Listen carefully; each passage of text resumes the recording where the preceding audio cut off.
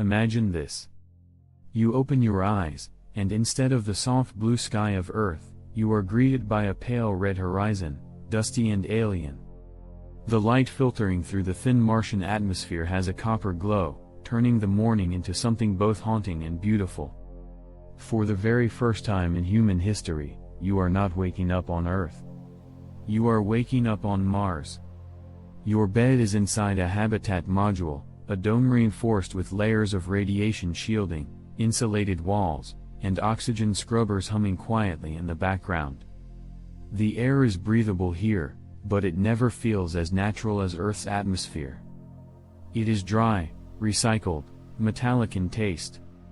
You inhale deeply, trying to convince yourself that this is home, at least for now. Outside those walls, the air is thin, made mostly of carbon dioxide.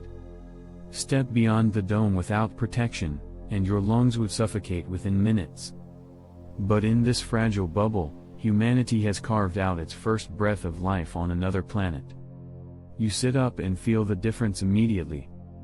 Gravity here is only 38% of Earth's. Your body feels lighter, as if you could leap out of bed and float across the room. Each step carries a strange buoyancy, a subtle reminder that this world plays by different rules. But it also has hidden consequences. Over time, muscles weaken, bones lose density, and hearts struggle to adapt. Life here demands discipline. You stretch, do your mandatory morning exercises, and strap weights to your limbs to keep your body strong. On Mars, survival means routine. Breakfast is not what you remember from Earth. There are no steaming cups of freshly brewed coffee from a cafe, no ripe fruit plucked from fertile orchards. Instead, you prepare a meal from hydroponic crops grown inside artificial greenhouses. Potatoes, leafy greens, perhaps some beans, all cultivated in nutrient solutions under LED grow lights. The water used to feed them has been recycled countless times, purified from condensation and waste.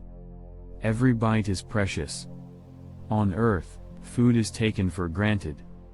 On Mars, every calorie is a victory of science over emptiness. The sun outside rises faintly, casting long shadows across the desert plains. But it is smaller here, more distant. Mars is farther from the sun, so the light feels weaker, the warmth less comforting. As you look through the reinforced window of your habitat, you see the world that surrounds you. Endless landscapes of rock and dust stretch to the horizon. Reddish soil, scattered boulders, jagged cliffs carved by winds that have swept across this planet for billions of years. It is a place frozen in time, a museum of the solar system's past. Yet, Mars is not silent. Occasionally, dust storms sweep across the land. Some last hours, others weeks. They can grow to engulf the entire planet, blotting out the sun and turning day into twilight. The winds are not strong by Earth standards, only a gentle push in this thin atmosphere, but the dust is relentless. Fine particles cling to every surface, infiltrating machinery, scratching visors, coating solar panels. To live here is to battle the dust daily, to clean, to repair, to adapt. You check the mission schedule.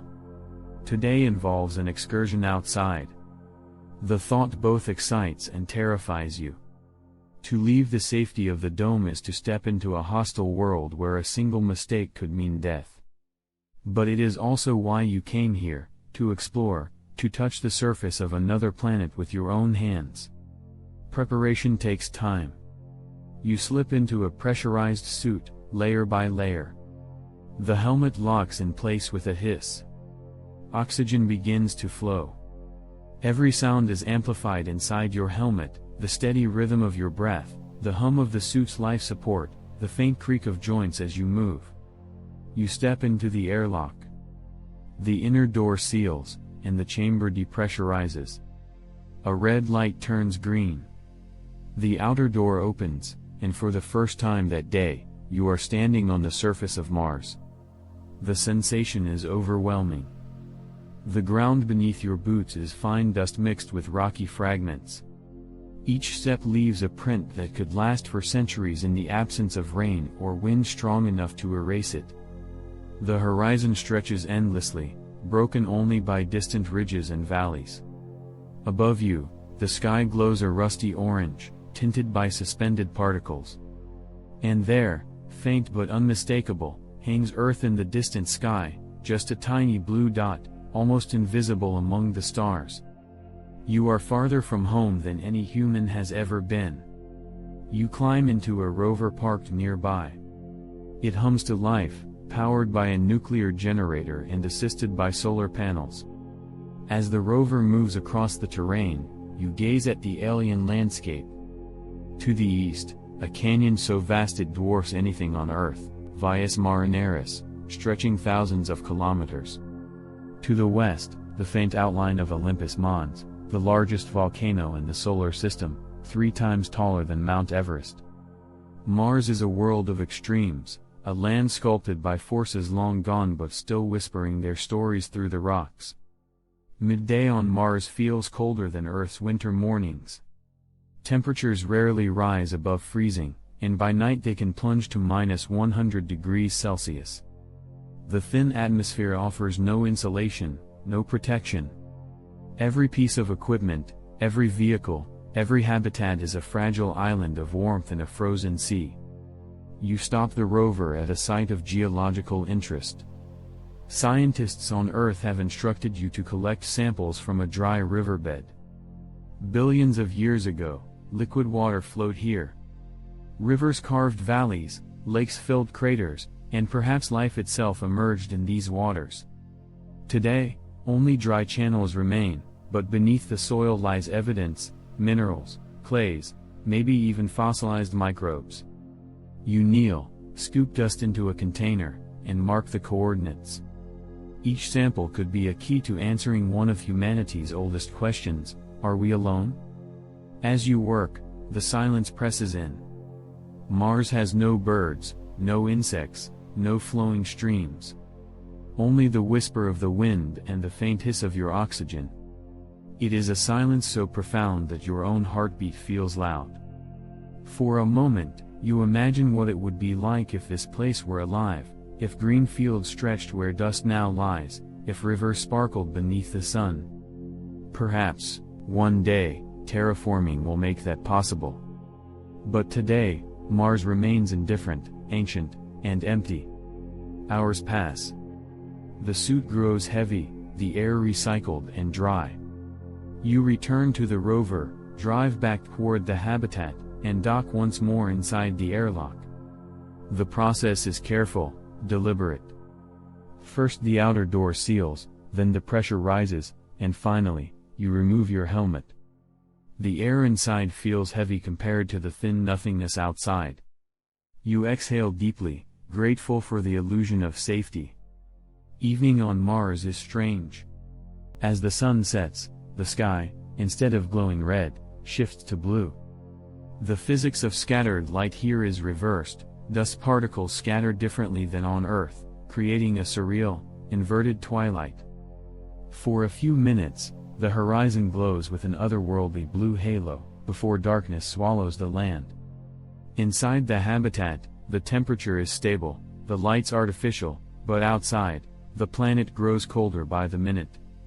Night on Mars is unforgiving. Without thick atmosphere or oceans to regulate heat, the surface plunges into deep freeze. Through the window, you watch frost forming on the rocks. Above, the stars blaze with unusual clarity. With no pollution, no moisture, the cosmos reveals itself in breathtaking detail. Constellations familiar from Earth sparkle here too, but they look sharper, closer. And among them, a faint star, the pale blue dot of Earth, reminds you of where you came from. Dinner is modest, another ration from hydroponic crops, supplemented with freeze-dried meals sent from Earth.